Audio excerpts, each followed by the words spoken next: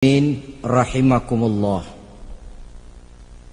Pada pertemuan terdahulu sudah kita bicarakan bahwa orang yang menjalankan ibadah Ramadan dengan baik, dalam arti siang dia laksanakan ibadah puasa, sementara dia hidupkan malam-malam Ramadan dengan sholat tarawih, i'tikaf, tadarus Al-Quran dan sebagainya. Orang yang semacam itu keluar dari Ramadan dijanjikan oleh Allah, ghufira lahu ma taqaddama min zambihi, diampunkan segala dosa yang pernah dia kerjakan.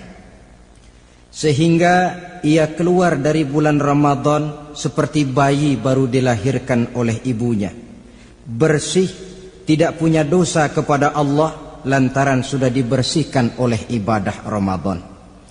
Jadi dalam Islam dosa itu ditebus dengan taubat, dengan amalan kita sendiri, bukan dengan uang, tidak juga dengan beras.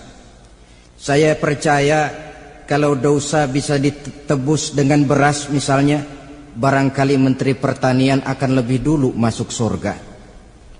Kalau dosa bisa ditebus dengan uang, mungkin gubernur bank sentral atau para menteri keuangan akan menjadi penghuni surga nomor 1. Dalam Islam dosa ditebus dengan taubat kepada Allah. Orang yang melaksanakan ibadah dengan baik di bulan Ramadan, keluar Ramadan masuk 1 Syawal seperti bayi baru dilahirkan oleh ibunya. Pantas dia mengucapkan minal aidin, semoga kami termasuk orang yang kembali kepada fitrah, suci, bersih. Dia rayakan hari itu, hari di mana dia kembali kepada kesucian. Itulah hakikat daripada Idul Fitri.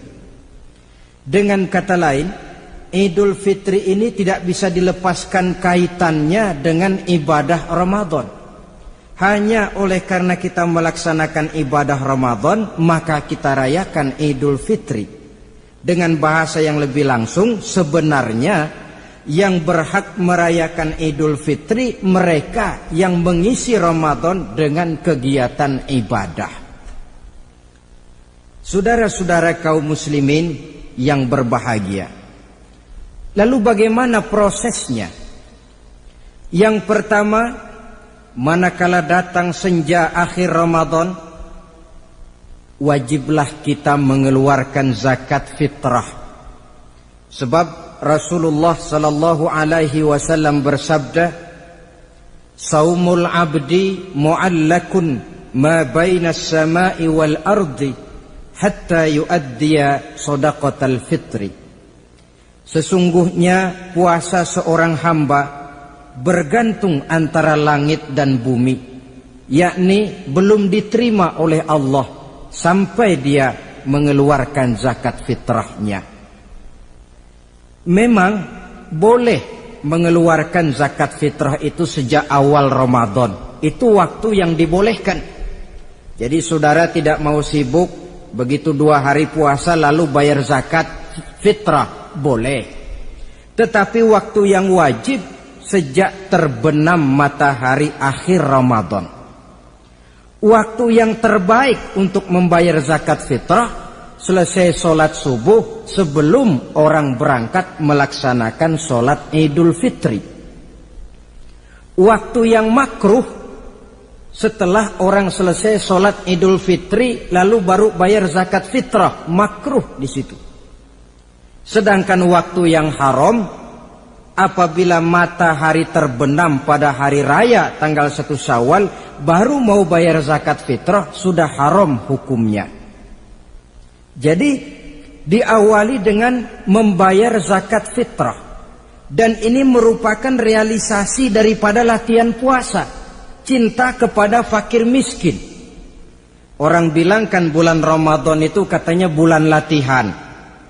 Kata orang Jawa, month of training, bulan latihan. Apa sih perlunya latihan? Kalau PSSI masuk latihan, tentu keluar latihan mainannya makin bagus. Elias Pikal masuk latihan, keluar latihan gaya tinjunya makin hebat. Itu perlunya latihan. Kalau latihan tiap hari tapi main kalah terus, orang kan bilang buat apa latihan kalau main kalah terus. Kita muslimin selama Ramadan sebulan penuh masuk latihan. Latihan sabar, latihan jujur, latihan disiplin, latihan sederhana, latihan mengendalikan nafsu. Berhasil atau tidaknya latihan itu kelihatan dalam gaya hidup kita sesudah keluar Ramadan. Kalau tidak, Ramadan sabar, habis Ramadan habis sabarnya. Ramadan rajin ke masjid, selesai Ramadan selesai ke masjidnya. Ramadan rajin baca Quran, selesai Ramadan selesai rajinnya. Itu pertanda latihan tidak berhasil.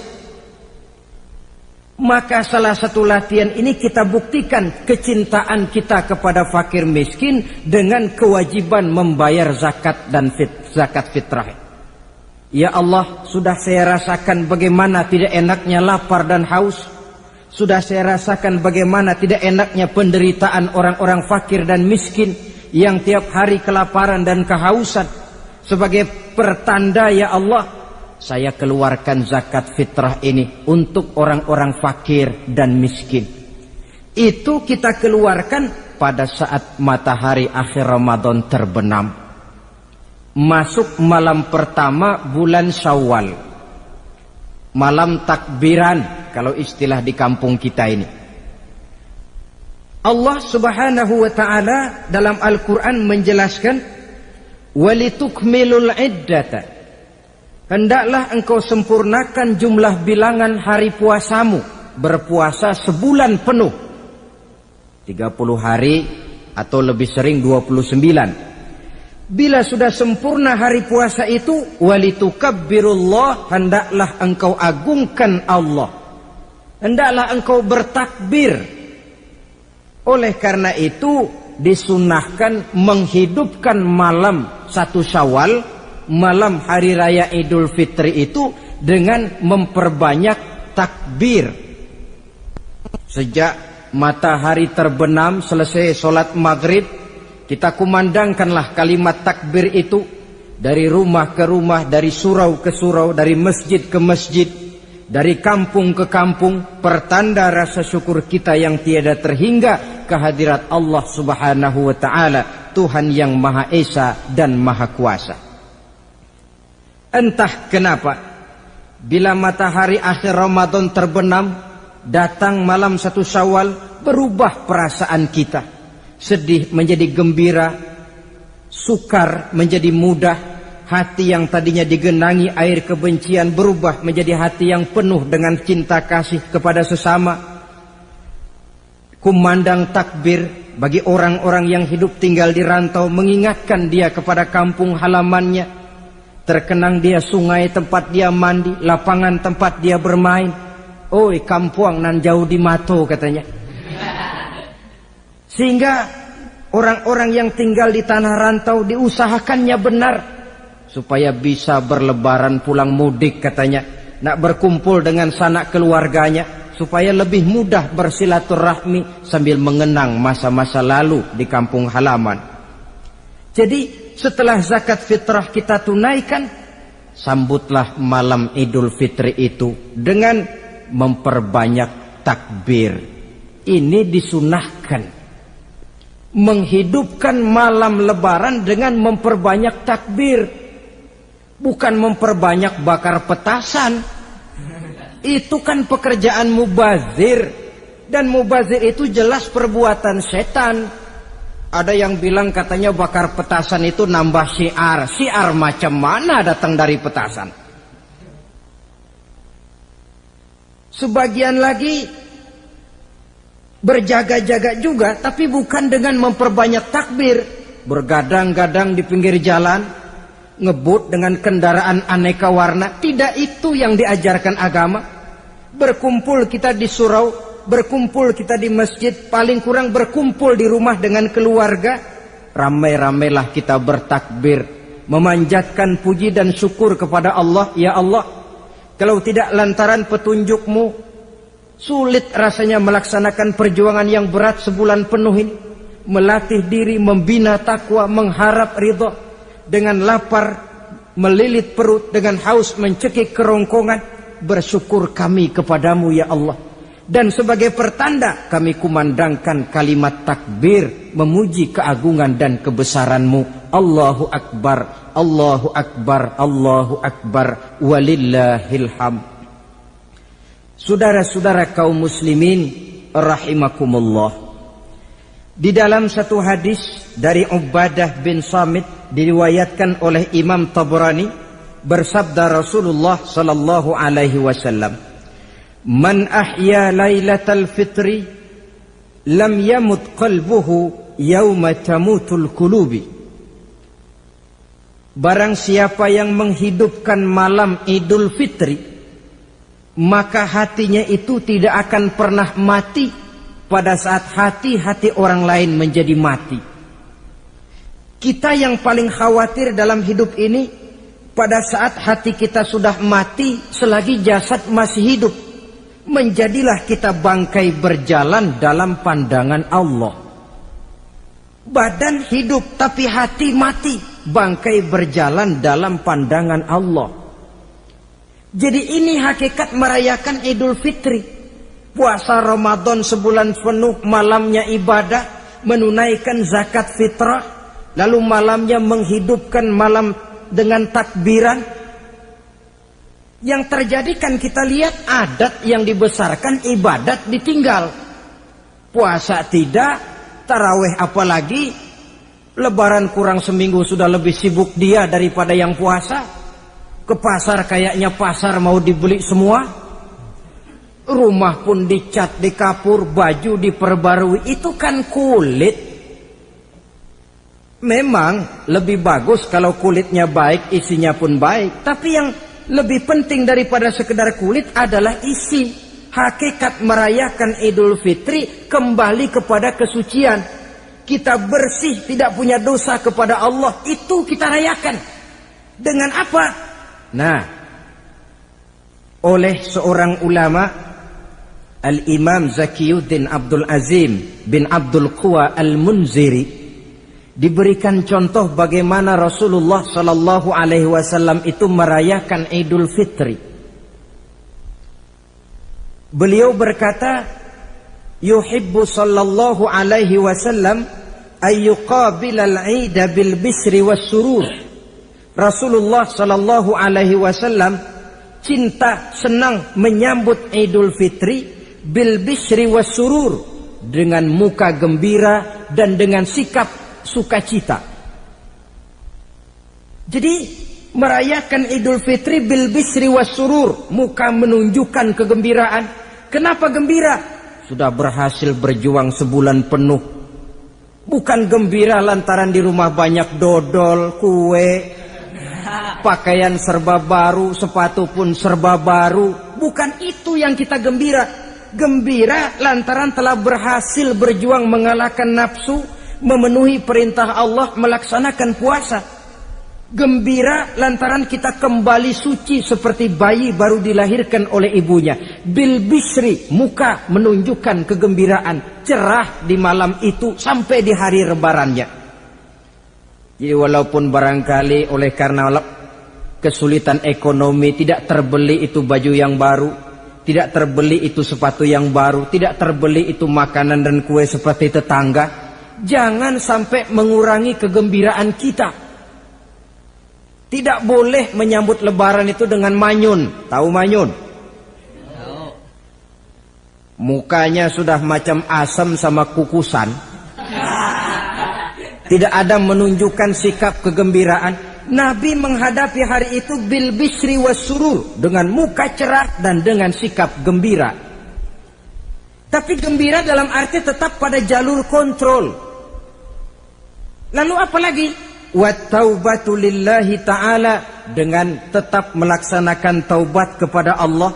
Wan nadam alal khataya, menyesal terhadap segala kesalahan yang pernah dikerjakan. Itu yang dilakukan baginda Nabi di hari raya.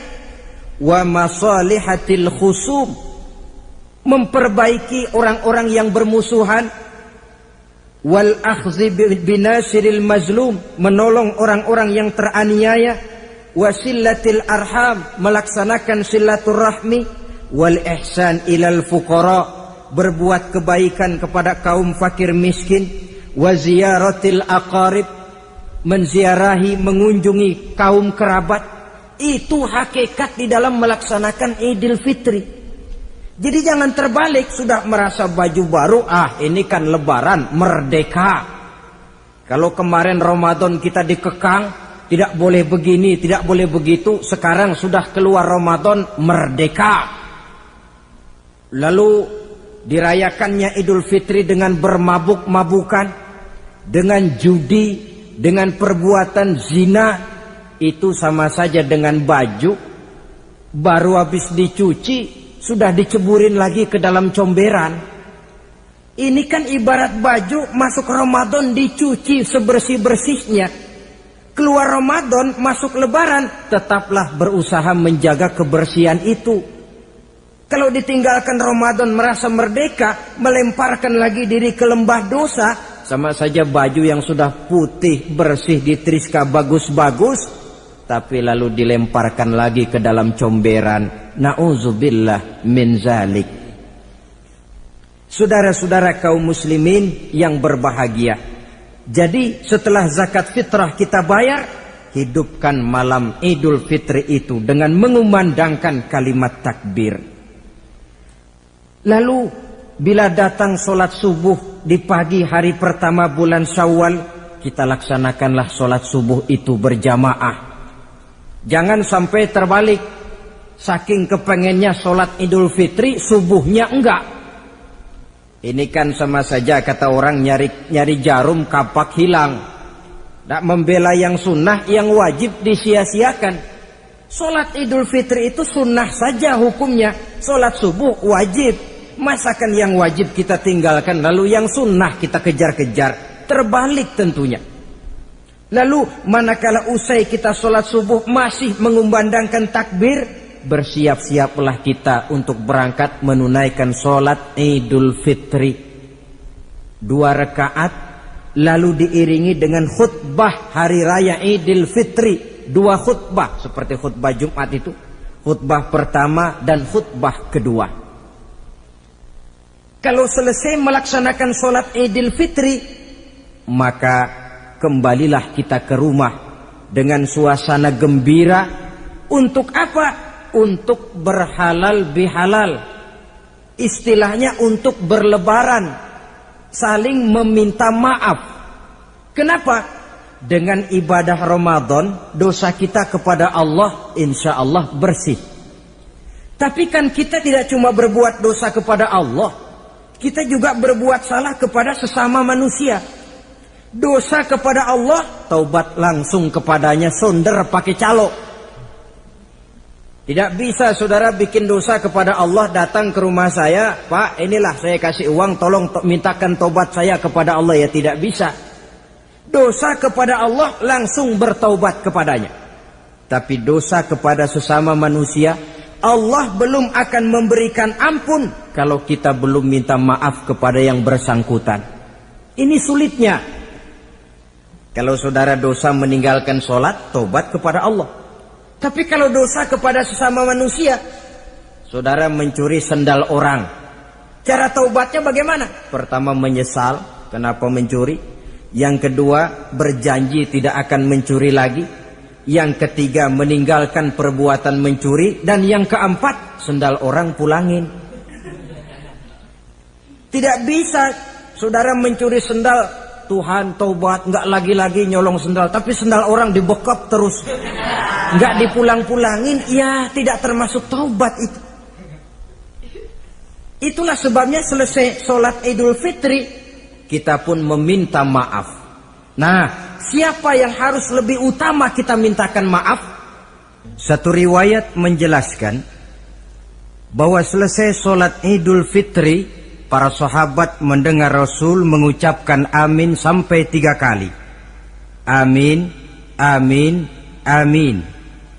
Heran para sahabat. Ini Rasulullah tidak ada angin, tidak ada hujan. Kenapa amin sampai 3 kali?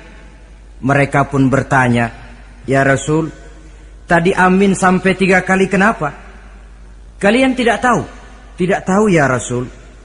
Begini, tadi itu selesai sholat, turun malaikat Jibril kepada saya. Beliau berkata, "Ya Muhammad, saya hendak berdoa kepada Allah. Maukah kau mengaminkan?" "Silahkan Jibril, berdoalah, saya akan mengaminkan." Rasul berdoa, Nabi mengaminkan. Doanya berisi 3 macam permohonan, maka Rasul pun 3 kali mengucapkan amin. Logikanya, kalau sudah malaikat Jibril yang berdoa, lalu Rasul yang mengaminkan, apa iya doanya itu meleset? Apa isi doa malaikat Jibril? Yang pertama doa beliau, "Ya Allah, hari ini," 1 Syawal ketika itu, "saya mohon kepadamu, janganlah engkau terima puasa dan ibadahnya anak yang durhaka kepada kedua orang tuanya." Rasul di belakang, amin.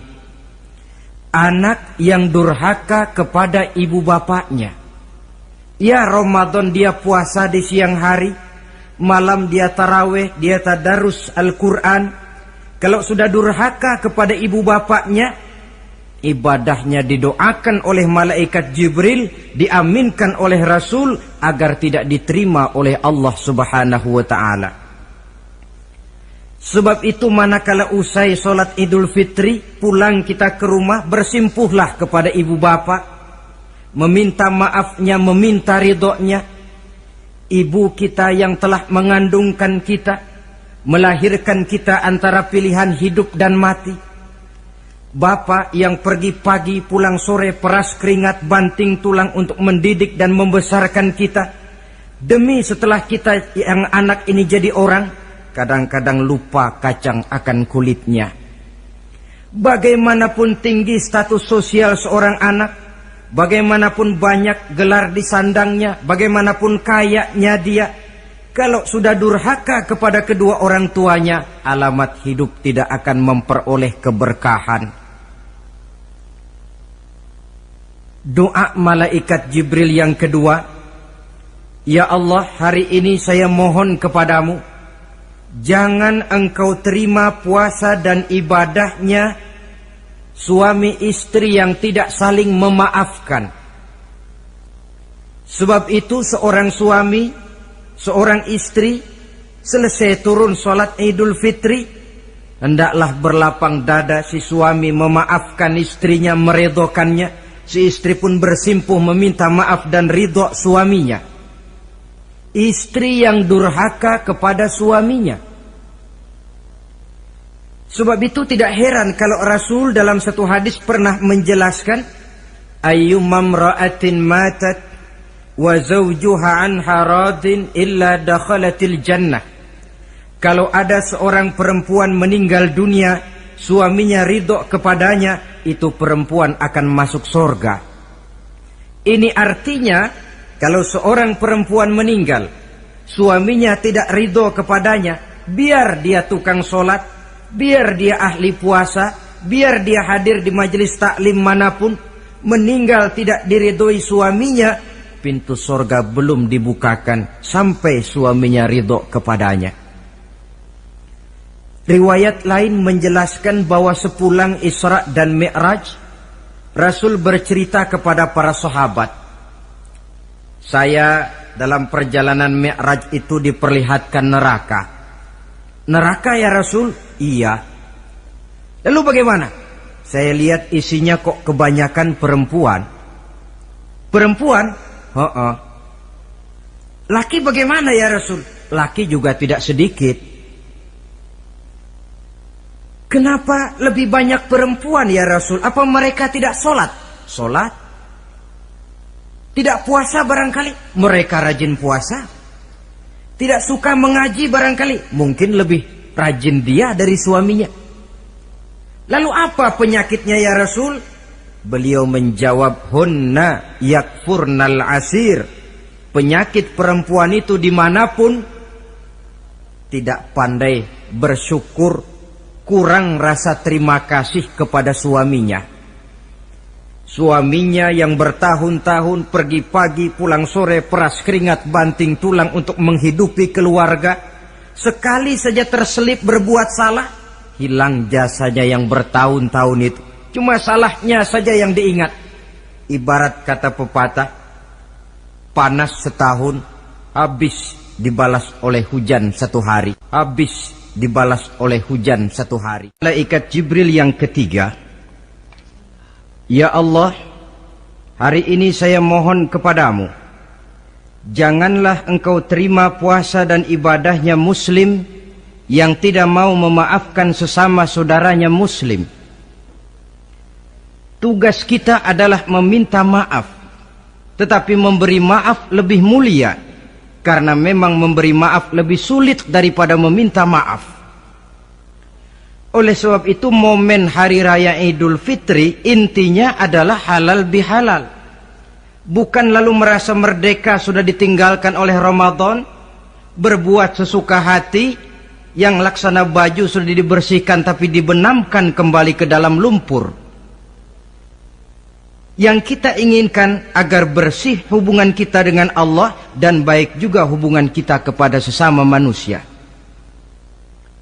Hadis yang kedua, pada suatu hari ketika kumpul dengan para sahabat, Rasul bertanya, "Atadruna manil muflis?"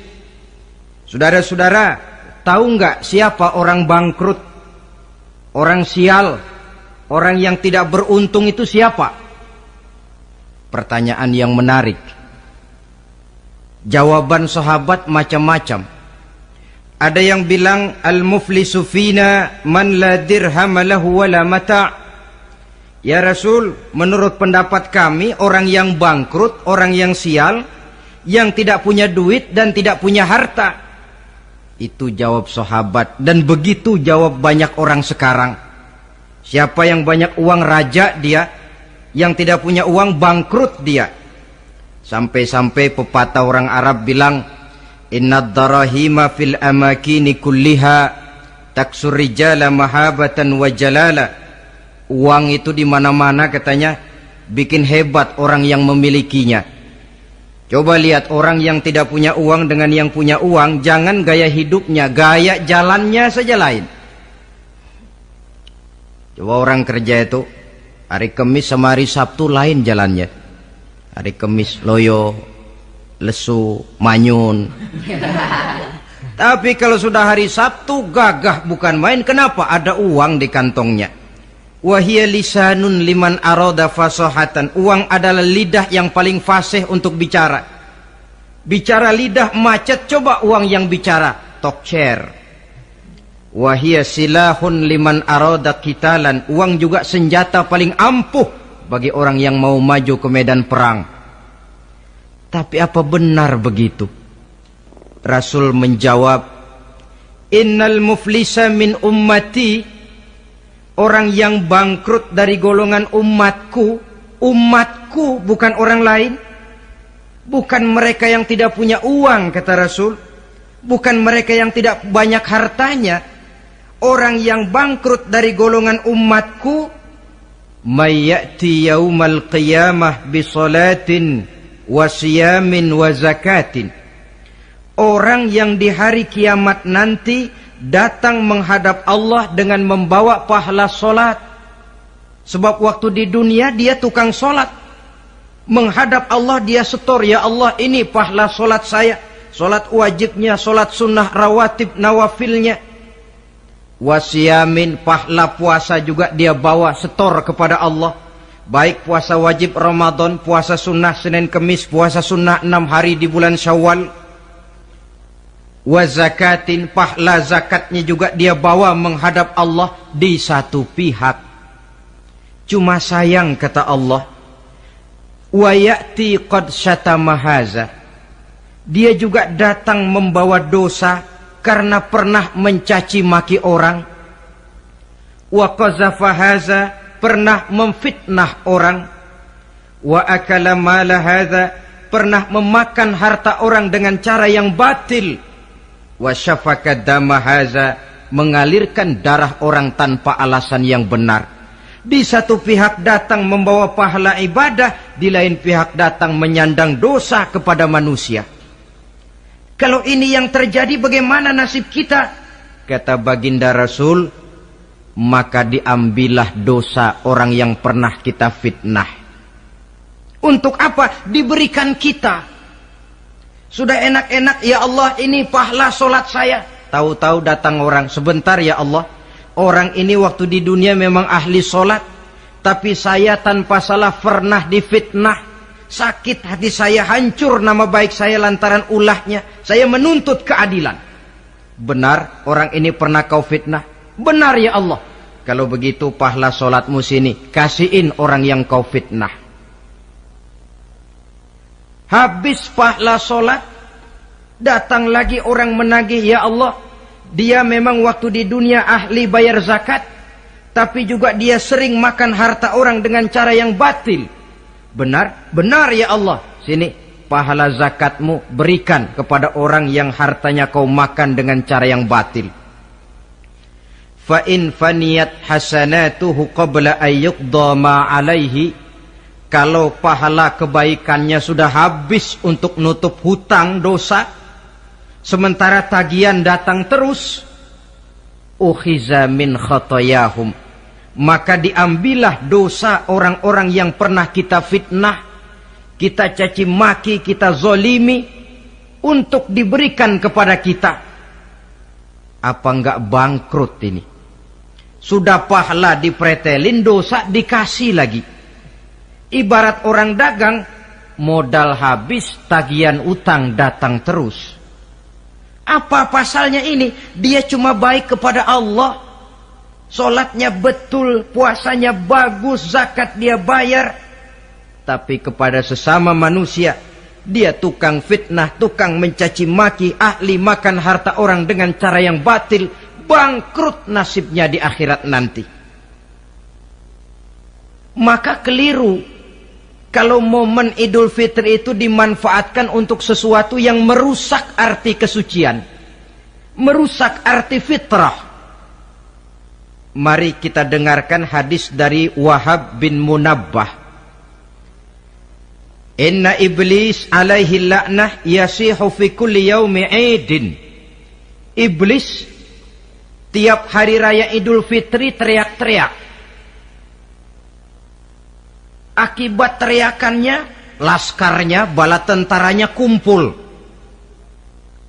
Ya Sayyidana, man aghdabuka? Wahai junjungan kami, kata bala tentara iblis ini, kenapa teriak-teriak macam itu? Apa yang bikin Tuhan begitu jengkel? Kasih tahu saja sama kami biar kami hancurkan siapa yang telah menyakitkan hati Tuhan. Kata iblis, tidak ada yang nyakitin hati saya. Cuma kamu perlu tahu, kata iblis, innallaha qad ghafara li hazihil ummah fi hadzal yaum. Hari ini, hari Idul Fitri, Allah telah mengampunkan dosa umat yang berpuasa. Itu yang nyakitin hati saya.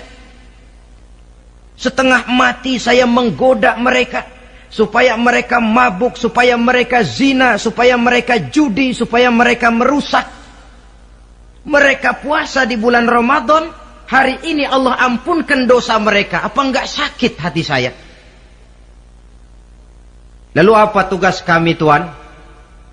Kata tentara iblis ini, fa'alaikum an tusghiluhum bil lazat wa syahawat wa syurbil khamr.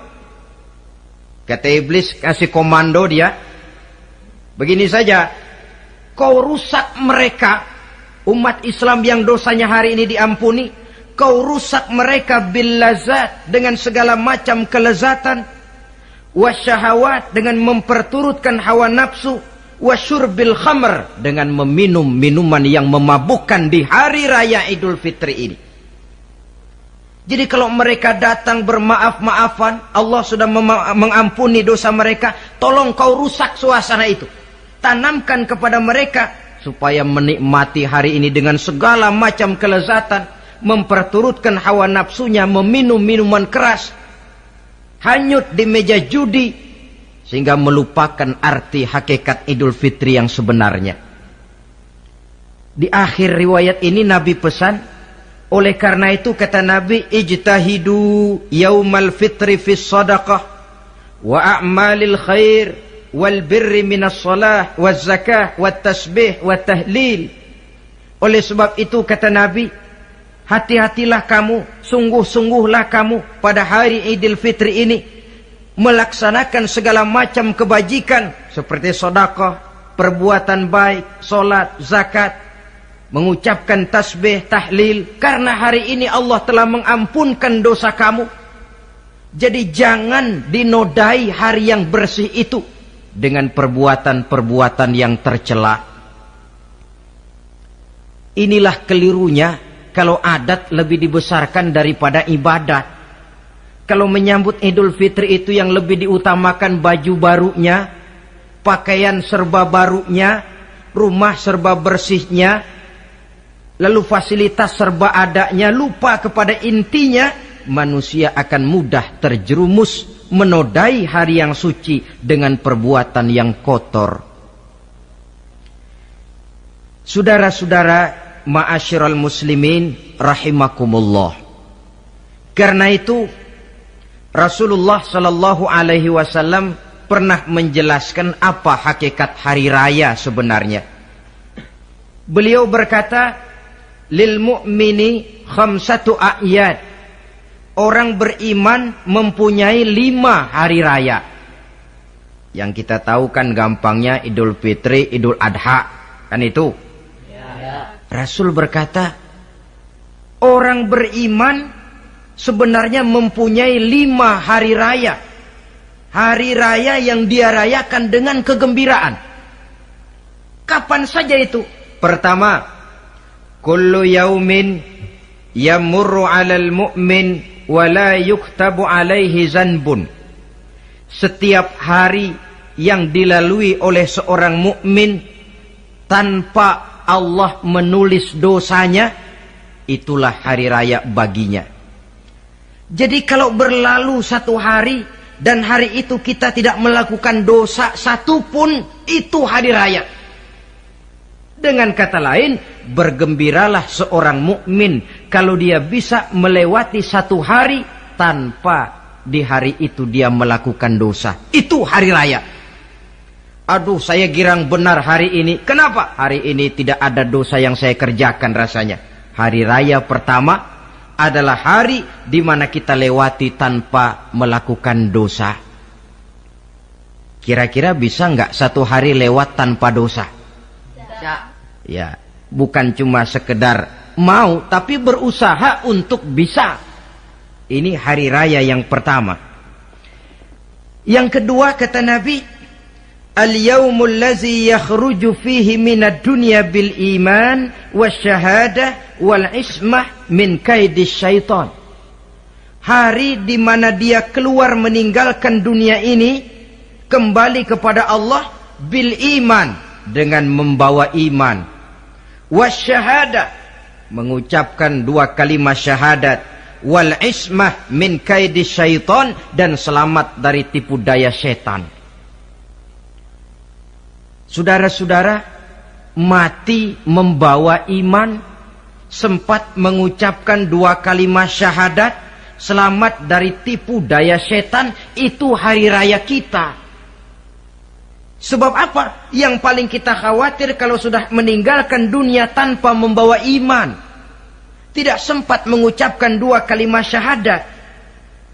Nah, supaya kita mati bisa mengucapkan 2 kalimat syahadat, caranya bagaimana? Ya tergantung latihan dan kebiasaan. Orang kepengen kaya mesti latihan kaya. Orang kepengen bisa nyanyi mesti latihan nyanyi. Orang yang dalam hidupnya sering mengucapkan 2 kalimat syahadat, insya Allah di akhir hayatnya pun kalimat itu yang akan diucapkannya. Makanya kalau Allah pesan, la tamutunna illa wa antum muslimun, jangan kamu mati kecuali dalam Islam. Bagaimana supaya kita mati dalam Islam? Hidup ini pun biasakan dalam Islam. Hanya mereka yang membiasakan hidup secara Islam, insya Allah bisa mati dalam lingkungan Islam. Ini hari raya yang kedua. Yang ketiga, al-yaumul ladzi yujawizu fihi sirat wa ya'manu min ahwalil qiyamah. hari di mana dia lewat di atas sirat dan aman dari huru-hara hari kiamat, lewat di atas sirat dengan selamat, itu hari raya yang membawa kegembiraan.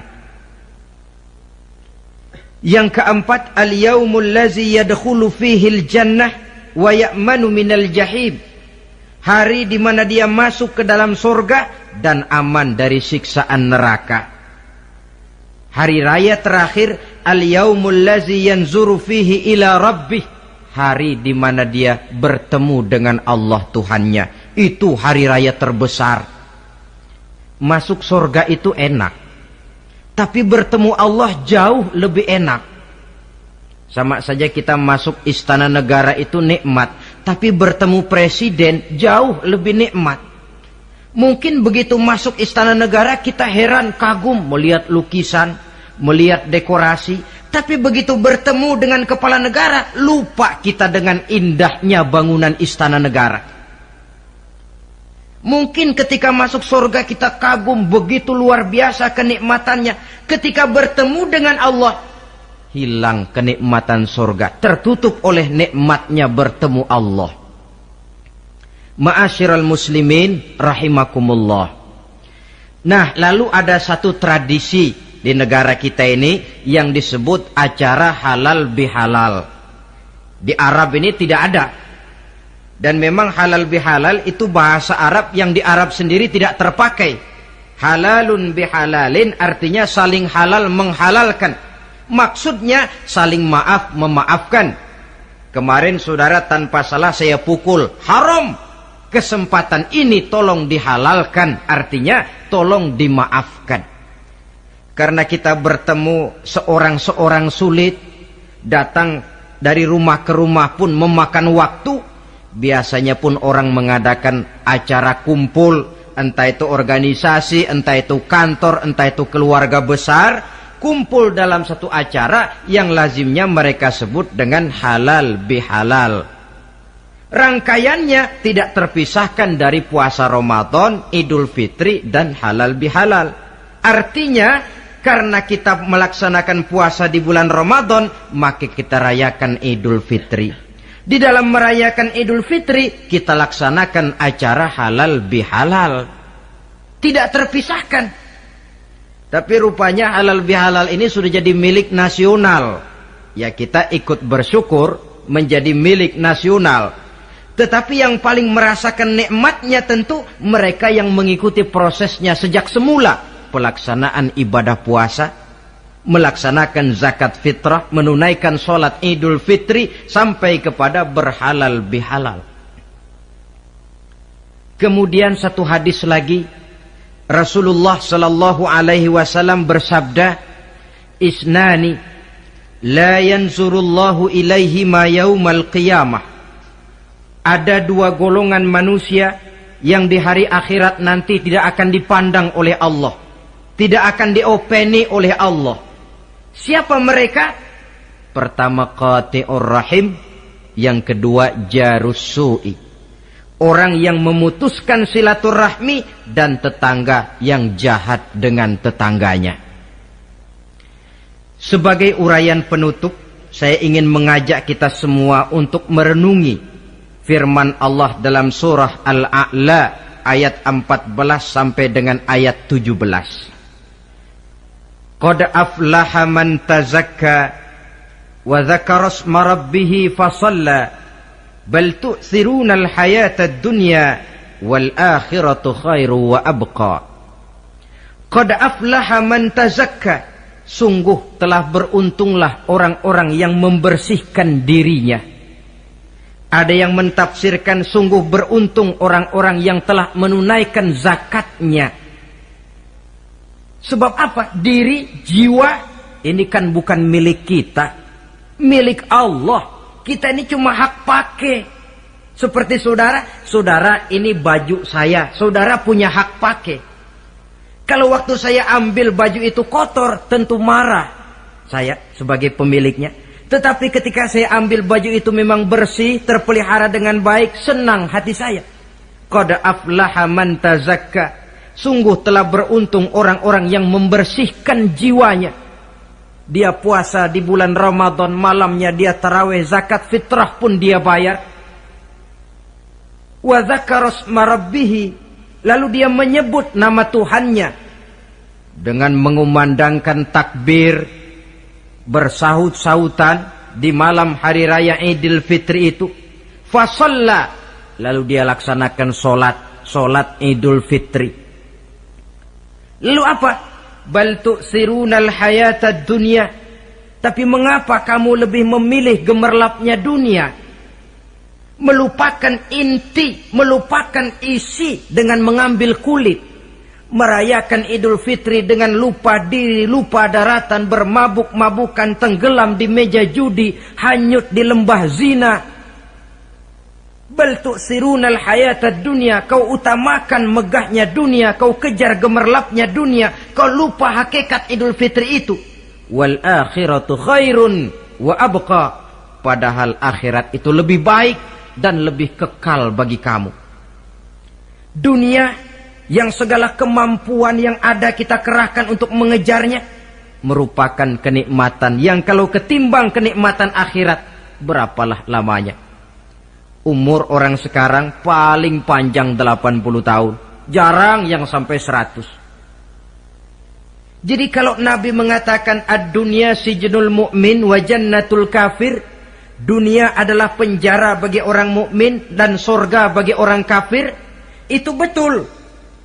Yang salah kadang-kadang hadis ini digunakan sebagai senjata untuk menghantam orang Islam menjadi lemah. Dunia penjara bagi orang mukmin. Apanya yang dipenjara? Nafsunya. Dalam kehidupan di dunia ini seorang mukmin tidak bebas memperturutkan hawa nafsunya, dipenjara nafsunya. Wa jannatul kafir, tapi dunia ini surga bagi orang kafir. Tidak lagi merupakan penjara, dia bebas memperturutkan hawa nafsunya. Dilarang tidak terlarang, dicegah pun tidak tercegah. Kalau habislah dunia, habislah sudah surganya sampai di situ. Bila datang ajal, selesailah sudah kesenangannya sampai di situ. Saudara-saudara, ma'asyiral muslimin rahimakumullah. Oleh karena itu, janganlah di dalam merayakan Idul Fitri ini kita mengutamakan kulit dengan melepaskan isinya. Hari raya fitrah, hari raya kesucian, yang seharusnya dirayakan dalam suasana kesucian, jangan dinodai dengan perbuatan-perbuatan kotor yang akan mengundang dosa di dalam kehidupan kita. Sehingga 1 bulan latihan di dalam Ramadan ini mewarnai kehidupan kita 11 bulan berikutnya. Tanda bahwa latihan berhasil. Keluar Ramadan, gaya hidup kita makin baik. Ada kesinambungan. Jangan cuma Ramadan bisa sabar, selesai Ramadan selesai sabarnya. Ramadan rajin ke masjid, selesai Ramadan selesai rajinnya. Ramadan cinta kepada yatim piatu dan fakir miskin, selesai Ramadan malah kejam kepada yatim dan orang-orang miskin. Latihan tidak akan membawa hasil seperti yang diharapkan. Puncaknya tercapailah tujuan daripada pelaksanaan ibadah puasa, la'allakum tattaqun, agar dengan pelaksanaan ibadah puasa kamu menjadi manusia yang bertakwa kepada Allah. Bukankah di sini harga dan nilai daripada manusia?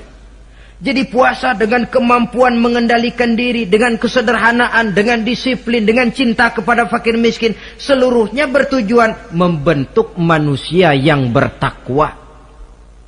Dan saya yakin bukan suatu kebetulan kalau di dalam GBHN, garis besar haluan negara kita, dirumuskan bahwa tujuan pendidikan di Indonesia membentuk manusia yang bertakwa kepada Tuhan yang Maha Esa. Saya yakin itu bukan kebetulan. Saya percaya itu bukan hasil lamunan karena yang duduk di DPR, MPR orang bonafid semua.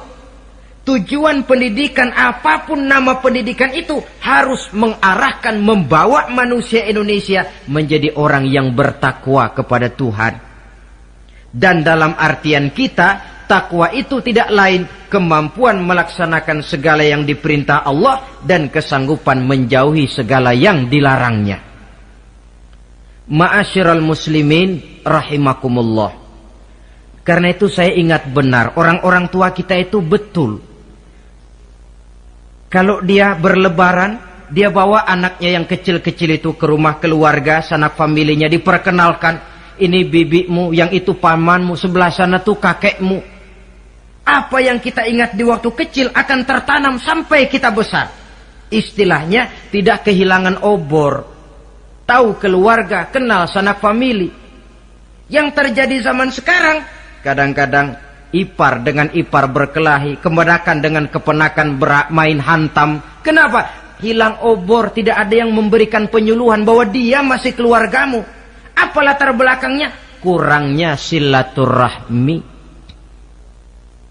Apalagi remaja sekarang kalau diajak pergi berlebaran kuno keragunan saja ngelihat uak.